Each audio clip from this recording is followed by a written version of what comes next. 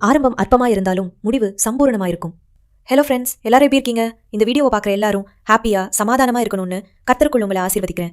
இன்னைக்கு ஆவியானவர் எனக்கு உணர்த்தின ஒரு முக்கியமான காரியத்தை குறித்து உங்களுக்கு நான் இப்ப சொல்ல போறேன். எஸ், இன்னைக்கு நம்ம வாழ்க்கையில எவ்வளவோ ஸ்ட்ரகிள்ஸ், பிரச்சனை, போராட்டங்கள் மத்தியில வாழ்ந்துட்டு இருக்கோம். இந்த சூழ்நிலைகளை சில நேரம் கடந்து செல்லவே நமக்கு பலன் இருக்காது. ஆனாலும் கடந்து வந்துருவோம். அது எப்படின்னு என்னைக்காவது நீங்க யோசிச்சிருக்கீங்களா? இது கண்டிப்பா நம்ம பலத்தால இல்ல. சயின்ஸ் படி நமக்குள்ள ஒரு ஸ்பிரிச்சுவல் பவர் இருக்கும். அது என்னன்னா, நம்ம கண்ணால பார்க்க முடியாத ஒரு நம்பிக்கை. அதுதான் நம்மள லைஃப்ல மூவ் பண்ண வைக்குது. அந்த நம்பிக்கை நமக்கு என்னதான் சொல்லுது? Don't afraid, don't worry, all is well, just move on.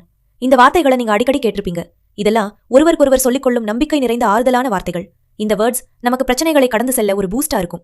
சரி, இந்த வேர்ட்ஸ் இல்லைனா நம்ம நிலைமையை யோசிச்சு பாருங்களேன். எப்பவோ டவுன் ஆகி ஃபெயில் ஆகிருப்போம். இப்படி ஒரு வேல்யூபிளான வேர்ட்ஸ் எங்க இருந்து வந்துச்சுன்னு தெரியுமா?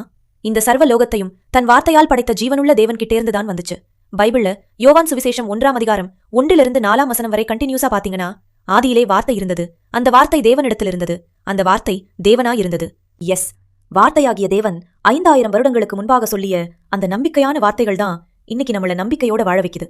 இதற்கு ஆதாரமாக நம்ம பைபிள்ல நிறைய வசனம் சொல்லலாம். இப்ப உதாரணமா ஒண்ணு மட்டும் சொல்றேன். ஏசாயா தீர்க்க தரிசன புத்தகம் 41ஆம் அதிகாரம் 10ஆம் வசனம் பாருங்க.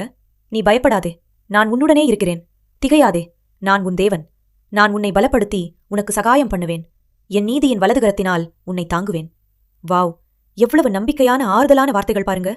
சில நேரங்கள்ல நம்ம உடைஞ்சு போய் சோர்ந்து போயிருக்கும்போது சில பேர் நம்ம கிட்ட ஆறுதலா பேசினா எவ்வளவு நம்பிக்கையா இருக்கும். நல்லா தெரிஞ்சுக்கோங்க, அந்த வார்த்தைக்கெல்லாம் அஸ்திவாரமே நம்ம ஆண்டவர் தாங்க. இன்னைக்கும் ஆண்டவர் நம்மளோட பேசிட்டு இருக்காரு. அதை உணர்ந்தவங்க உங்க எக்ஸ்பீரியன்ஸ் சொல்லுங்க. தேவன் சொன்னபடியே உங்களை ஆசீர்வதிப்பாராக. ஆமென்.